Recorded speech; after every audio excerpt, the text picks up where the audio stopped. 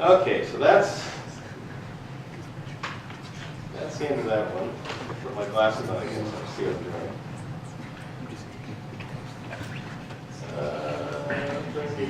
doing. Okay, Webster 3. This is an article that was published in Cover IT Journal 13 years ago. I'm getting old. Co-authored with Raley, a good friend and colleague. I did consulting work for her back in the mid-90s when I was at OSG. And we stayed in touch over the years. We're still friends. We still pay each other on birthdays and so on. And she had done a lot of management of software teams, first for many years at global logistics companies, and then went into healthcare software management. And the gist of the article was sort of, this gets back to what he said, management has this industrial model in mind of software engineers, and it's not. And our argument here, which was mostly for just trying to break the thought pattern, was that you should really use a sports team analogy. Putting together a effective software team is a lot like building a sports team, which means now, we sort of took an analogy and really did drive it into the ground, but we used football. Okay, recruiting. How many of you have already been through the interviewing process with HR? So most of you are applying for jobs. They have checkboxes. You have the classic stories like the company in the late 90s that was HR department was asking for developers with 5 years of Java experience when Java had only been out for 3 years. That still happens. Stuff like that still happens all the time. You have the checkbox items. You have, let's solve this puzzle. Here's the Chicago phone book. How many, not looking at the yellow page, how many pizza parlors do you think are in there? It's the sort of stuff which I frankly think is inane. But it was a craze. How many of you have actually had puzzles like that given to you in interviews? Okay. What's your general impression of it? Awful. Awful. It's basically they're asking you to think a particular way, and if you don't, it's like, okay, we don't want you. Now, and sometimes it's just we need 10 developers. We're going to hire 10 developers, by golly. Whether or not the project needs 10 developers, whether or not those 10 developers are actually the right people for the project, we want 10 warm bodies. How do sports teams staff their team?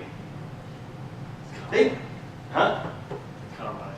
combine. They do a lot of testing in things that are actually relevant. They don't ask them to solve puzzles. They say, how fast can you run the 40 yards? What's your vertical jump? They do testing of capabilities that are relevant to their performance. They focus on finding the best people, however they can. They have opportunities for people to prove themselves. It's very interesting. Usually every NFL combine you have a certain number of people who are not really expected to go in the draft who so excel at the combine that they end up getting drafted. So, and you're looking for people to fill specific needs on the team. In other words, you don't go out and recruit and sign 10 offensive linemen. You say, okay, here's our team. We need a left tackle. We need a long snapper. We need a wide receiver who's either very tall or has great speed or both. We need a linebacker who can shift around and get in. And we need a defensive end with a great pass rush. That's not how IT recruiting works. In IT, it's sort of like, okay, we're going to give you some puzzles, and we want you to check some boxes, and then we're going to hire you, and then we'll decide how we're going to use you. And you might be a great left tackle, and they want to use you as a wide receiver. That usually doesn't work. Now sometimes you can cross. There are great people on offense who go on to play defense and vice versa and so on. But here's what you want. You want to recruit based on evaluation, recommendation, and reputation. Now the difference, of course, is football is a multi-billion-dollar industry, and you have everything set up with combines and scouting reports and lots of football games to watch and so on. Lots of college football games to watch. Figure out who you want to recruit. But teams are software development teams are usually not recruited on the basis of saying, here's a team we want to build, here's our in-house talent, here are the 2 or 3 slots we need filled. How can we go out and find them? What are the recommendations? Remember my comment from an earlier lecture, or maybe I didn't make it here. I always have a hard time. I have to apologize. I know there are things you hear 2 or 3 or 4 times, of course, because I never remember what I've said when I have. But in the whole Page's hiring process, the single best predictor of performance was the recommendation of someone whose opinion I trusted. It's actually one of the reasons why networking is so important in your own careers, getting to know people so people can recommend you. Hopefully that they're willing to recommend you, that they think highly enough of you. But what we lack is a way to develop that reputation. Now, we've already talked about Tempest. Working with a team size limit and overall salary cap is good in the sense of it makes you think. Again, organizations will say, yes, we need to hire 100 new programmers. When I hear stuff like that, I'm baffled. It's like, how did you come up with that number, and what are they going to do? What exactly is like, we're having a cattle call. We're going to hire 100 new programmers, and we'll figure out how to use them. Hiring people, you don't want to hire people just to hire for the sake of hiring. You want to figure out what you can afford and get the best talent you can for that. And by the way, I'm preaching to the choir. This article is really focused on management, who, and as far as I know, I've never had anyone come back to me from management and say, hey, that was a great article, and we're going to do all this. Except I find a lot of these ideas are at least indirectly, not that I think it comes from here, but a lot of these ideas are at least indirectly supported by what you'll read in Accelerate. Okay, so then we sort of got fun here. Okay, the quarterback, chief software architect. Chief software architect is one who reads what's happening and figures out the best way to approach it, technically speaking. But a quarterback, this gets back to the goal setting. A quarterback can do a lot, but you still need great players around the quarterback. How many of you watched the Super Bowl? Okay. MVP wasn't Tom Brady. It was Julian Edelman. He just had a killer game. And time again, he got himself open. And he caught the passes that were thrown to him. You have the same thing in software engineering. You can have a very bright architect and have a team that just doesn't function because the other players aren't carrying their weight. Or you can actually have a modest quarterback, but you can have great people surrounding your architect who really carry the burden and get stuff done. Coaching, this is so interesting. We hire developers, and far too often it's kind of like you throw them into the mosh pit. It's kind of like, yeah, go dance a road, go code. We don't train them, we don't coach them. There's not a lot of individual development, or it tends to be a lot of people skills. One of my biggest complaints for decades, literally, has been how little most organizations spend on educating and training their developers. I was very heartened at Silicon Slopes. There's a number of companies there that have enterprise software for development teams specifically designed to help developers up their skills in specific areas and to track their level of skill. The common refrain from management is that, oh, if we train them, they'll just get a better job and go elsewhere. And what I've said for years, and what was actually said in a couple of the presentations at Silicon Slopes, was no, it's just the opposite. If you don't train them, they will go somewhere else to learn.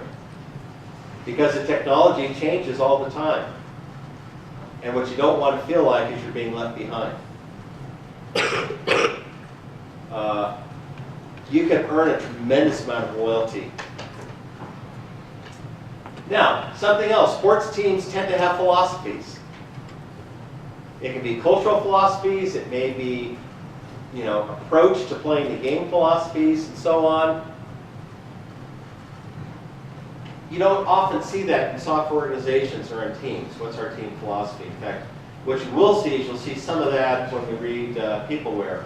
And you're talking about teams that gel. There's often sort of a team philosophy or code or attitude. I have seen successful use of team rules. If you go to the Agile Manifesto and Principles of Agile Development, they're great. Teams also have playbooks. Here's what we do in this specific situation. Software development efforts tend to be ad hoc. It's kind of like, oh, we have this problem. It's not, well, we've seen it before, and this is what we should do, and we should divide it to work this way. Good teams will do that. That's why good teams are so productive. They'll see a problem, they'll know exactly how to divide up among the team members who takes responsibility for what. With poorly managed or poorly trained teams, they're starting from scratch each time.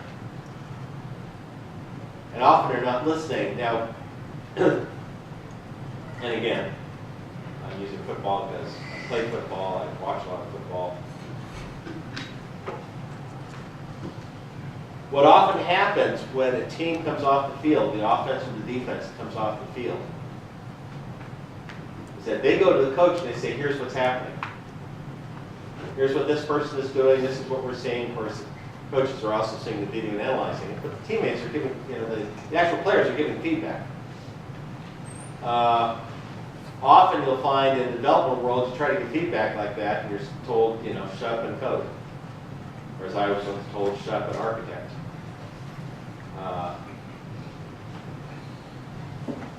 Okay. I'm not going to spend a lot of time in the offense and defense. That was mostly fun. You can read about that. Now, this is the interesting thing. If you get nothing else out of this article, study this slide, this part of the article. Because this is where so many misunderstandings come from. Key business, if you're working in IT within an organization, particularly if it's not an organization that's producing a software product, but sometimes even if it is, the business goals often inherently conflict with IT goals. So, what are the business goals? Well, we want to stay in business. We want to beat our competition. And we want to have big enough profit to continue to expand or improve our facilities. That's what upper management is looking at. Now, within IT, what do you want to do? Well, we want to maintain or grow our current systems. We want to get off all this old, obsolete, and outdated stuff that's soaking up more and more of our time to maintain. And we need enough funds. We need to keep the business side happy enough to get the funds to keep us funding. Now, they aren't necessarily in conflict, but they are, again, back to negotiations and love songs, two different approaches. And you will have upper management come down and say, yeah, you know, we're going to kill this project. And you say, well, if we kill that project, it impacts all these others. You say, well, just make sure it doesn't. It's like, well, no, it really will. It will impact all these others. And, you know, you're keeping us on Windows 7, and it's approaching end of life. I don't know what Windows 7 is. By the way, one of the fun things I like is when I'm in places that have computerized systems, I just keep my eye open for screens that reset to see how many places are still running Windows XP. There's a lot of businesses that are still running on Windows XP. Anyway, that's aside. So the issue here is to realize that the business goals and the IT goals may conflict. Also, organizations tend to take a short-term view of things. This is why they tend to bet too much on a single project. Instead of looking at a long-term, here's a family, here's a course, this is how we're going to develop things. And often they will make, how many of you have worked for or been involved in organizations, teams that have made technical decisions that were bad or counterproductive for short-term gains? Anyone seen that? Anyone want to share anything that you've seen? No? Okay, you want it? Sure. This was just between me and someone else doing a programming project for a class for the website. Instead of doing like good, oh, it'll grow, shrink with the page or whatnot, we're just like, oh, let's just put in exactly how many pixels we want everything just to make it look right now. And then later on, we want to change it. It's like, this is a pile of crap. Yeah. Yes? When big corporations have like their big HVAC systems, like they're really, really slow. Want to update the software and the equipment that runs their HVAC systems. So there was this one company that was using just an ancient system, and we recommended that they upgrade to a new system, which would have been cheaper. But instead of doing that, they wanted to truck their old system into an outdated interface using this really weird API. And on the short term, that was going to save them money, but in the long term, that was just the worst idea I've ever seen in my life. And programming one to the other was just a pain, and it was all hot glued together, and I don't know why anyone would do it, but they did, and they paid us for it. So Happens all the time. It happens all the time. Likewise, you want to retain your best people. Well, listen to free agency. Benefits that keep people happy. Education. Send them to conferences. Let them buy books. Pay for their books.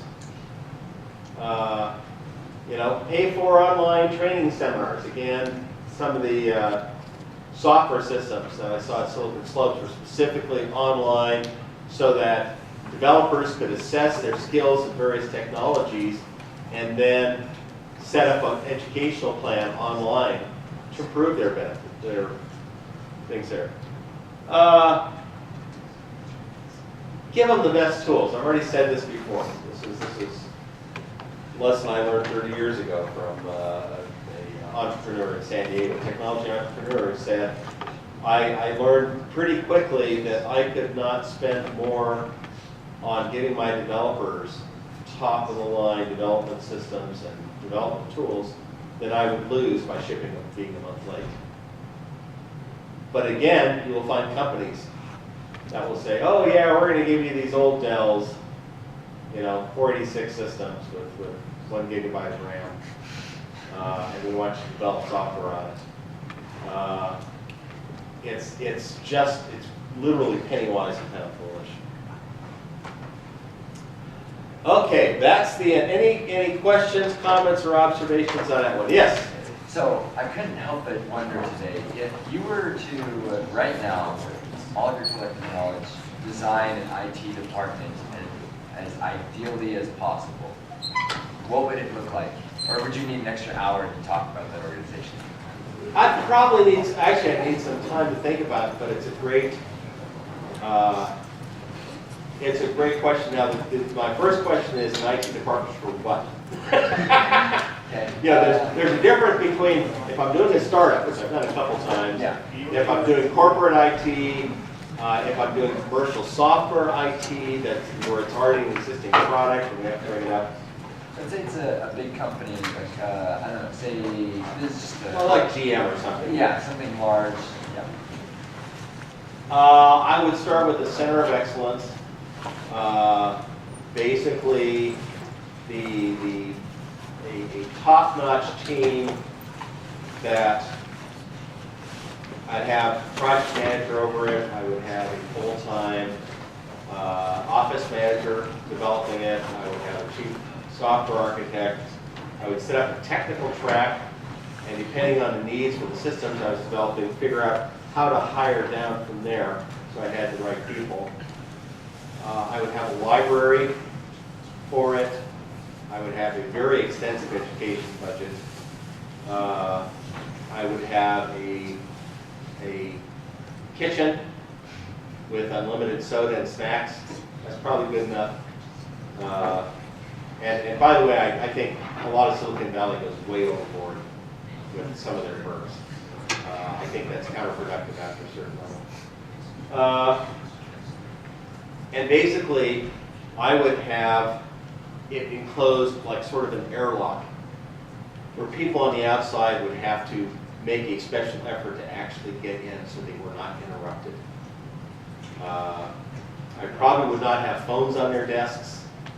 I would probably have email cutoffs so that either for the whole department or for individuals, they could simply shut off emails coming from anywhere outside the group for some period during the day, as long as they wanted.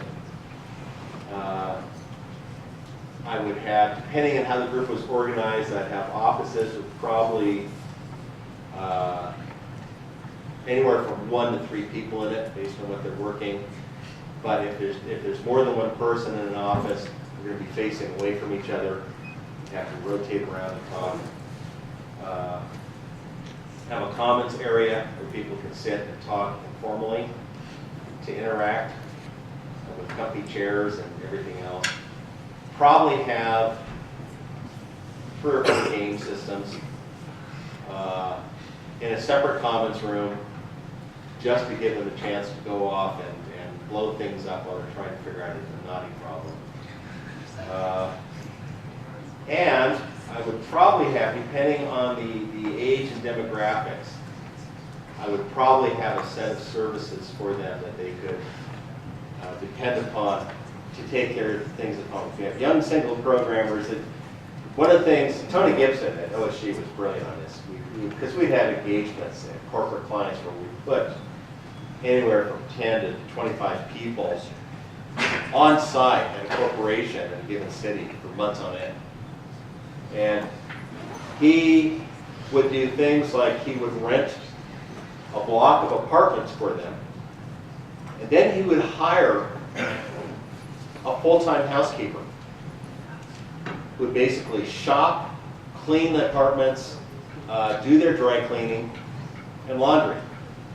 And because this way the developers, they'd be working 12 hours a day. They'd come home and there'd be food in the fridge and their clothes would be clean and the whole place would be clean. And it kept them very happy.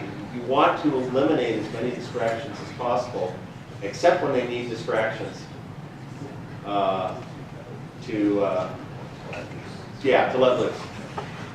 So that's just off the top of my head. I would probably set it up. But those are some of the things I do if I wanted a high production. Then what I would do is I would start to set up satellite systems, and I would take the people who are best here and make them run each of the satellite systems so that the culture was propagated. And so the people in the satellite systems felt like they were tied back into the main one. And I'd have rotating things, so I'd bring in people from the satellite systems and they'd spend a tour doing their. So basically what you want to do is you want to spread the culture and the experience and try to keep the camaraderie up even as it grows in size. That's sort of my, off the top of my head, 2 cents worth. Good question though. Any other questions or comments? If not, then I will see you all in 2 weeks and 1 day. Pay me on Slack if you need it.